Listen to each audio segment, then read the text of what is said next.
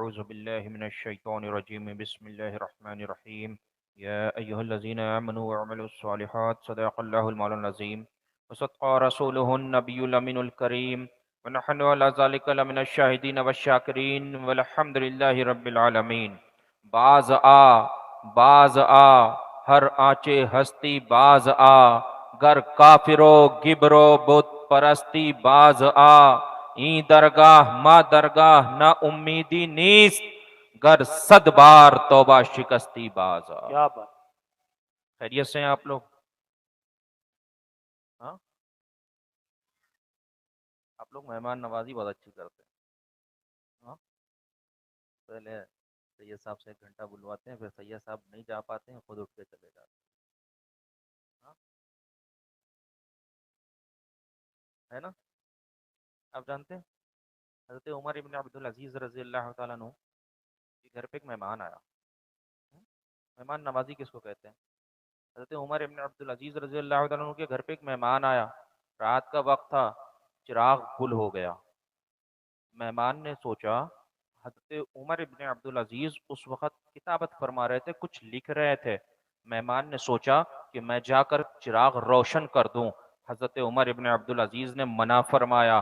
مہمان نے کہا کہ حضور امیر المومنین میں جا کر خادم کو جگا دیتا ہوں، پر منع فرمایا کہ وہ ابھی کچی نیند ابھی سویا ہے، دن بھر کام کیا ہے، اس نے ابھی سویا ہے، کچی نیند ہے، اس کو تکلیف ہوگی. اس کے بعد حضرت عمر ابن عبدالعزیز اٹھے، چراغ روشن کیا، امیر المومنین ہے، چراغ روشن کیا، واپس آئے. مہمان نے کہا تھا کہ حضور آپ نے چراغ روشن کیا، آپ تو امیر المومنین ہیں. حضرت عمر ابن عبدالعزیز نے فرمایا تھا جو گیا تھا وہ بھی عمر تھا، جس نے چراغ کو روشن کیا وہ بھی عمر تھا، واہ جو واپس آیا وہ بھی عمر واہ. ہے نا؟ امیر المومنین ہیں، وقت کے خلیفہ ہیں، مہمان کو چراغ نہیں روشن کرنے دے رہے ہیں. آپ تو یہاں سے مہمان کو جانے بھی نہیں دیتے ہیں، خود اٹھ کے چلے جاتے ہیں. ہاں ہے نا؟ اچھا. تو ابھی جتنے باقی ہیں یہ کب جائیں گے؟ اب تو نہیں جائیں گے. بہرحال ایک مرتبہ درود پاک پڑھیں، اللہم اللہم صلی صلی علی اللہ. سیدنا مولانا محمد معدن الجود والکرم وعلی آلہ وبارک وسلم صلاۃ و سلام علیک یا رسول اللہ صلی اللہ تعالی علیہ وسلم. سب سے پہلے حضور کی بات کی جائے اور اعلیٰ حضرت کی زبان میں کی جائے. ہمارے اعلیٰ حضرت فرماتے ہیں زمین و زماں تمہارے لیے، واہ. زمین و زماں تمہارے لیے، مکین و مکان تمہارے لیے، چنین و چنا تمہارے لیے، بنے دو جہاں تمہارے لیے. یا رسول اللہ دہن میں ہے زباں تمہارے لیے، بدن میں ہے جاں تمہارے لیے. آقا ہم آئے یہاں تمہارے لیے، اٹھیں بھی وہاں تمہارے لیے. واہ واہ واہ. اور ہمارے تاج الشریعہ فرماتے ہیں جہاں بانی عطا کر دے، واہ. جہاں بانی عطا کر دے، بھری جنت ہبا کر دے. نبی مختار کل ہیں جسے جو چاہیں عطا کر دیں. اور کسی شاعر نے کہا ہے خدا و مصطفیٰ کے رمز سے ادراک عاجز ہے، خدا و مصطفیٰ کے رمز سے ادراک عاجز ہے. خدا کو مصطفیٰ جانے اور مصطفیٰ کو خدا جانے. اور آج 13 رجب کی بھی شروعات ہو گئی ہے نا؟ 13 رجب بھی لگ گئی. تو کسی شاعر نے کہا ہے سوالی جس در کا ہر ولی ہے، سوالی جس در کا ہر ولی ہے وہ علی ہے، ہاں وہ علی ہے، ہاں وہ علی ہے. آج 3 موضوع ہیں. یہ ایسا موقع ہے کہ مدرسے کی بچوں کی دستار بندی بھی ہے، حضرت چاند شاہ علیہ الرحمہ کا عرس بھی ہے، اور آج مولا کائنات مشکل کشا شیر خدا علی المرتضیٰ رضی اللہ تعالیٰ عنہ کی ولادت. 3 موضوع. بہرحال میں نے قرآن کی ایک آیت کی تلاوت کی جس کا سیدھا سادہ مفہوم ہے کہ اے ایمان والو نیک عمل کرو. آج ہوتا یہ ہے کہ ہم نے نماز پڑھی، بس ہم نے جانا کہ صرف نماز نیک عمل ہے. بے شک نماز نیک عمل ہے. ہم نے روزہ رکھا، تو ہم نے سوچا کہ بس یہی نیک عمل ہے، حج کیا، زکوٰۃ ادا کی، بے شک یہ نیک عمل ہیں، یہ تو فرض ہیں، ہم کو کرنا ہی کرنا ہے نا۔ لیکن جانتے ہو، ہم اس محفل پاک میں حاضر آئے، ہم نے سمجھا کہ اس محفل پاک میں ہم آئے بس یہی نیک عمل ہے، لیکن جانتے ہو اسی محفل پاک کے برعکس اگر کہیں ڈھول تاشے کی محفل ہو رہی تھی، وہاں جانے سے اپنے آپ کو روک لیا، یہ بھی نیک عمل۔ گناہوں سے اپنے آپ کو روکنا، گناہوں سے اپنے آپ کو بچانا، یہ بھی نیک عمل۔ نیک عمل تو نیک عمل ہے ہی، لیکن گناہوں سے اپنے آپ کو روکنا، یہ بھی نیک عمل ہے نا۔ گناہوں سے اپنے آپ کو روکنا، یہ بھی نیک عمل ہے۔ بنی اسرائیل میں ایک شخص قاضی تھا، بنی اسرائیل کا ایک قاضی تھا۔ وہ قاضی حج سفر کے لیے جانے لگتا ہے، وہ قاضی اپنے چھوٹے بھائی کو اپنا قائم مقام قاضی بنا کے جاتا ہے۔ جب وہ قاضی حج سفر کے لیے روانہ ہو جاتا ہے تو اس کا چھوٹا بھائی جو قائم مقام قاضی ہوتا ہے، اس کی نظر اپنے بڑے بھائی کی بیوی پہ پڑتی ہے، اپنے بڑے بھائی کی بیوی کے حسن جمال کو دیکھتا ہے، اس سے اپنی نفسیاتی خواہش کو ظاہر کرتا ہے۔ وہ عورت کہتی ہے، اے میرے دیور، اللہ سے ڈر، اے میرے دیور، اللہ سے ڈر۔ وہ اپنی نفسیاتی خواہش کو ظاہر کرتا ہے، اپنی طاقت کو اپنی بھابھی کے اوپر دکھاتا ہے۔ وہ عورت کہتی ہے، اے وقت کے قاضی، تو کچھ بھی کر لے، میں گناہ کے قریب نہ جاؤں گی۔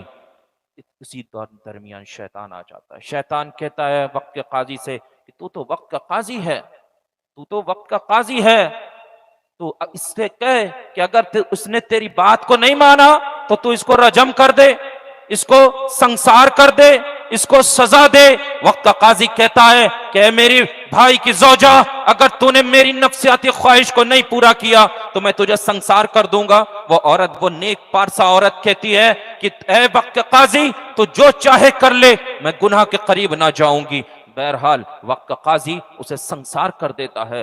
دو لوگ جھوٹی اس کے خلاف جھوٹی گواہی پیش کرتے ہیں، لوگ اس کو سنسار کر کے واپس چلے آتے ہیں۔ اسی راستے سے ایک ساربان گزرتا ہے، ساربان عورت کے کرہانے کی آواز سنتا ہے، ساربان عورت کے قریب جاتا ہے، دیکھتا ہے لہو لہان ایک عورت پڑی ہوئی ہے۔ ساربان اسے اٹھا کے اپنے گھر لے کر جاتا ہے، ساربان اس کی مرہم پٹی کرتا ہے، کچھ ہی مدت کے درمیان میں اس کے زخم بھرنے لگتے ہیں، لیکن اسی مدت میں ساربان اس نیک پارسا خاتون سے الفت کر بیٹھتا ہے، محبت کر بیٹھتا ہے۔ ساربان کے خاندان کا ایک نوجوان ساربان کے گھر پہ آتا ہے، ساربان کے گھر پہ وہ نوجوان آتا ہے، اس کی نظر اس حسین و جمیل عورت پہ پڑتی ہے، اس عورت سے الفت کر بیٹھتا ہے، محبت کر بیٹھتا ہے۔ ایک روز وہ نوجوان اپنی نفسیاتی خواہش اس عورت کے سامنے ظاہر کرتا ہے۔ وہ عورت ایک جواب دیتی ہے کہ اے نوجوان، اللہ سے ڈر، اے نوجوان، اللہ سے ڈر۔ وہ نوجوان ناراض ہو جاتا ہے، گھر جاتا ہے، رات کو پھر آتا ہے، اپنی یقین میں ایک قتل کرتا ہے۔ صبح ہوتی ہے، ساربان کی بیوی شور مچاتی ہے، ساربان کی بیوی اس مدت میں سمجھ چکی ہوتی ہے، بیوی ہے سمجھ چکی ہوتی ہے کہ میرا شوہر اس عورت کی الفت میں گرفتار ہو چکا ہے۔ ساربان کی بیوی اس نیک پارسا خاتون پہ اس قتل کا الزام لگاتی ہے۔ ساربان جان لیتا ہے، وہ ساربان اس نیک پارسا خاتون کو قریب بلاتا ہے، بلانے کے بعد اسے چند اشرفیاں دیتا ہے، اشرفیاں دے کر کہتا ہے اے نیک پارسا خاتون، تو یہاں سے چلی جا۔ وہ نیک پارسا خاتون وہاں سے چلی جاتی ہے۔ جب چلنے لگتی ہے، راستے میں ایک آبادی سے گزرتی ہے، ایک جگہ ایک آبادی میں بھیڑ لگی ہوتی ہے، بھیڑ کے قریب جاتی ہے، معلوم کرتی ہے ماجرا کیا ہے۔ معلوم پڑتا ہے ایک نوجوان کو سولی پہ چڑھایا جا رہا ہے، ایک نوجوان کو پھانسی دی جا رہی ہے۔ معلوم کرتی ہے کس بنا پہ اس کو سولی پہ چڑھایا جا رہا ہے، کس بنا پہ اس کو پھانسی دی جا رہی ہے۔ نیک پارسا خاتون اس کے ساربان کے گھر سے نکل جاتی ہے، ایک آبادی میں پہنچتی ہے، دیکھتی ہے ایک آبادی میں بھیڑ لگی ہوئی ہے، بھیڑ کے قریب جاتی ہے، معلوم کرتی ہے ماجرا کیا ہے، معلوم پڑتا ہے ایک نوجوان کو پھانسی دی جا رہی ہے، پوچھتی ہے اس کو پھانسی کیوں دی جا رہی ہے، اس کو سولی پہ کیوں چڑھایا جا رہا، معلوم پڑتا ہے کہ یہ نوجوان دین سے محبت کرتا تھا، دین سے محبت کرنے کے بنا پہ اس کو سولی پہ چڑھایا جا رہا ہے۔ عورت کہتی ہے، اور نیک پارسا خاتون کہتی ہے کہ میرے پاس چند اشرفیاں ہیں، یہ اشرفیاں مجھ سے لے لو، اس نوجوان کی گردن کو چھوڑ دو، اس نوجوان کو آزادی دے دو۔ وہ لوگ اشرفیاں لے لیتے ہیں، نوجوان کو رہا کر دیا جاتا ہے، نوجوان کو آزادی دے دی جاتی ہے۔ نوجوان عورت کے قریب آتا ہے، عورت سے کہتا ہے اے نیک پارسا خاتون، تو نے میرے اوپر احسان کیا ہے، مجھے اپنا خادم بنا لے، مجھے اپنے ہمراہ لے لے۔ وہ نیک پارسا خاتون اس نوجوان کو اپنے ہمراہ لیتی ہے، چلنا شروع کرتی ہے۔ چلتے چلتے یہ دونوں سمندر کے کنارے پہنچتے ہیں۔ سمندر کے کنارے پہ جب وہ نوجوان وہ عورت پہنچتی ہے تو شیطان نوجوان کو بہکاتا ہے۔ اب وہ نوجوان عورت کے سامنے اپنی نفسیاتی خواہش کو ظاہر کرتا ہے۔ جب نفسیاتی خواہش کو ظاہر کرتا ہے، وہ نیک پارسا خاتون اس نوجوان سے کہتی ہے اے نوجوان، اللہ سے ڈر، اللہ سے ڈر۔ وہ نوجوان ناراض ہو جاتا ہے۔ اسی درمیان سمندر کے ساحل پر ایک جہاز آ کے رکتا ہے، جہاز کا مالک اترتا ہے۔ وہ نوجوان جہاز کے مالک کے قریب جاتا ہے، جہاز کے مالک سے کہتا ہے اے جہاز کے مالک، میرے پاس ایک حسین و جمیل باندی ہے، میرے پاس ایک حسین و جمیل کنیز ہے، میرے پاس ایک حسین و جمیل لونڈی ہے، میں اسے فروخت کرنا چاہتا ہوں، تو کیا اس کو خریدے گا؟ جہاز کا مالک کہتا ہے مجھے اسے دکھاؤ۔ جہاز کا مالک اس پارسا خاتون کے طرف دیکھتا ہے، اس کے حسن پہ فریفتہ ہو جاتا ہے، 300 اشرفیوں میں اس کو خرید لیتا ہے۔ اب جہاز کا مالک نیک خاتون کے پاس آتا ہے، نیک خاتون کو اپنے ساتھ لے جانے لگتا ہے۔ وہ نیک پارسا خاتون چلا چلا کے کہتی ہے کہ اے جہاز کے مالک، میں لونڈی نہیں ہوں، میں آزاد ہوں، میں کنیز نہیں ہوں، میں باندی نہیں ہوں، میں حرہ ہوں۔ وہ ایک نہ سنتا ہے، جہاز میں لے کے جاتا ہے، جہاز چلنا شروع کرتا ہے۔ اب وہ جہاز کے مالک کی نیت خراب ہوتی ہے، وہ اب اس حسین و جمیل نیک پارسا خاتون کی عصمت دری کرنا چاہتا ہے، وہ اس کی عزت پہ حملہ کرنا چاہتا ہے۔ وہ عورت سے اپنی نفسیاتی خواہش کو ظاہر کرتا ہے۔ وہ نیک پارسا خاتون اس جہاز کے مالک سے کہتی ہے اے جہاز کے مالک، اللہ سے ڈر، جہاز کے مالک اللہ سے ڈر۔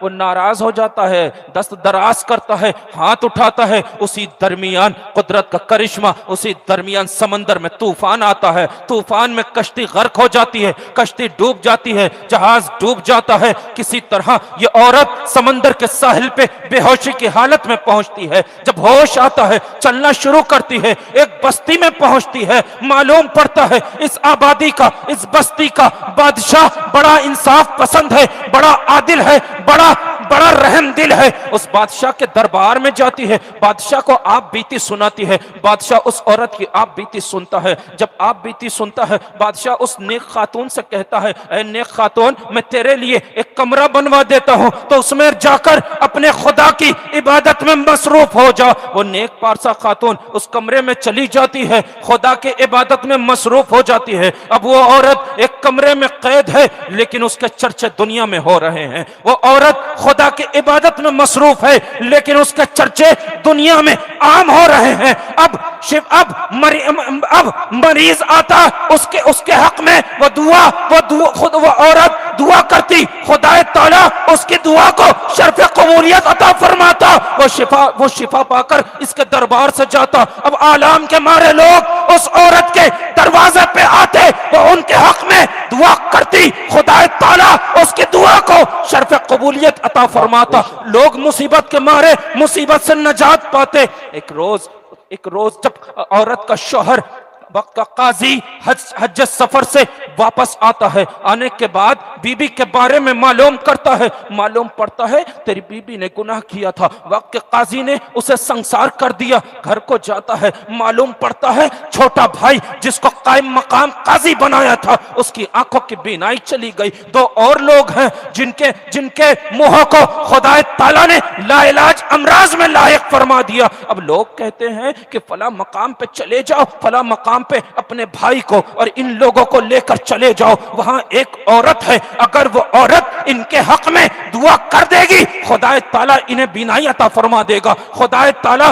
انہیں شفا عطا فرما دے گا۔ اب وقت کا قاضی اپنے نابینا بھائی کو لے کر چلتا ہے، ان دو لوگوں کو لے کر چلتا ہے، راستے میں وہ نوجوان ملتا ہے، بڑی مصیبت میں گرفتار ہوتا ہے، کہتا ہے کہ مجھے بھی اپنے ہمراہ لے لو، وہ بھی ساتھ ہو لیتا ہے، آگے بڑھتے ہیں، پھر راستے میں جہاز کا مالک ملتا ہے، بڑے آلام میں مبتلا ہوتا ہے، کہتا ہے ہمیں ساتھ لے لو، اسے بھی ساتھ لیا جاتا ہے۔ جب عورت کے دربار میں پہنچتے ہیں، عورت سے دعا کے لیے کہتے ہیں، عورت ایک قید لگا دیتی ہے، عورت ایک شرط رکھ دیتی ہے کہ تم اپنے گناہوں کا اعلانیہ طور پہ اعتراف کرو، ہم تمہارے حق میں دعا کریں گے۔ اب وقت وہ نابینا ہوتا ہے، وہ کہتا ہے کہ میری ایک بھابھی تھی، بڑی حسین و جمیل تھی، بڑی نیک اور پارسا خاتون تھی، میں اس کی عصمت دری کرنا چاہتا تھا، میں اس کے ساتھ گناہ کرنا چاہتا تھا، اس نے مجھ سے ایک جملہ کہا تھا کہ اے میرے دیور اللہ سے ڈر، میں نہ مانا، میں نے اس کی بات کو نہ مانا، میں نے اس کو سنسار کیا، خدا تعالیٰ نے میری آنکھوں کی بینائی کو چھین لیا، خدا تعالیٰ نے مجھے نابینا کر دیا۔ وہ دو لوگ تھے جن کے منہوں کو خدا تعالیٰ نے لا علاج امراض میں لاحق فرما دیا تھا، کہنے لگے کہ وہ عورت بڑی نیک تھی، بڑی پارسا تھی، میں نے اس کے حق میں گواہی دی تھی، اس کے مخالفت میں گواہی دی تھی، اس کے اوپر زنا کا الزام لگایا تھا، خدا تعالیٰ نے ہمارے منہوں کو لا علاج امراض میں مبتلا کر دیا۔ وہ نوجوان کہتا ہے کہ میں اس عورت کی الفت میں گرفتار ہو گیا تھا، میں نے اس سے نفسیاتی خواہش کو ظاہر کیا تھا، اس نے مجھ سے کہا تھا اے نوجوان اللہ سے ڈر، میں ناراض ہو گیا تھا، میں نے اپنے یقین میں اس عورت کا قتل کیا تھا، لیکن دھوکے سے ساربان کے بیٹے کا قتل ہو گیا، خدا تعالیٰ نے مجھے بڑے آلام میں مبتلا فرما دیا۔ جہاز کا مالک کہتا ہے کہ میں نے اس کو کنیز اور باندی سمجھ کے خریدا تھا، وہ مجھ سے چلا چلا کے کہہ رہی تھی میں آزاد ہوں، میں حرہ ہوں، میں نے اس کی ایک نہ سنی، میں نے اس سے نفسیاتی خواہش کو ظاہر کیا، اس نے مجھ سے کہا تھا جہاز کے مالک اللہ سے ڈر، میں نے اس کی بات کو نہ سنا، میں نے اس کے اوپر دست دراز کیا، میں نے اس کے اوپر ہاتھ اٹھایا، خدا تعالیٰ نے مجھے بڑی مصیبت میں مبتلا کر دیا۔ اب عورت وقت کے قاضی کو اپنے قریب بلاتی ہے اور چہرے سے نقاب کو ہٹاتی ہے، وقت کا قاضی دیکھتا ہے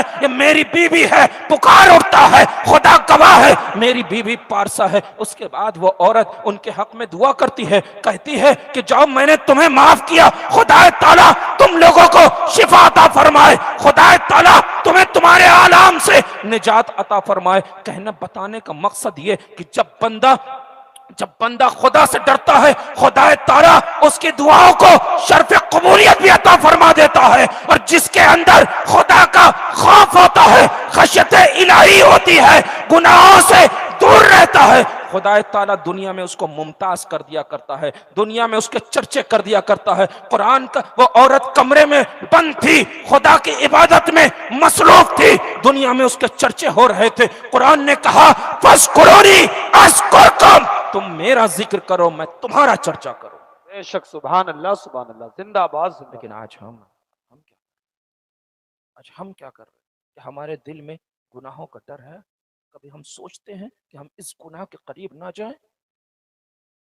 ہم اللہ سے ڈریں؟ آج ہم زبانی تو کہتے ہیں کہ اللہ سے ڈریں، ہم اللہ سے ڈرتے ہیں، لیکن حقیقت میں ہم اللہ سے ڈرتے ہیں؟ جب گناہ کرتے ہیں، بھائی کا مال ہڑپتے ہیں، بھائی کی زمین پہ قبضہ کرتے ہیں، لوگوں کے اوپر جھوٹے الزامات لگاتے ہیں، لوگوں کو ذلیل کرتے ہیں، رسوا کرتے ہیں، مومن کو ذلیل کرتے ہیں، رسوا کرتے ہیں، کسی کی بے عزتی کرتے ہیں، ہم سوچتے ہیں کہ نہیں یہ گناہ ہے، اس سے ہمیں دور رہنا چاہیے۔ اس وقت کیا ہم ڈرتے ہیں؟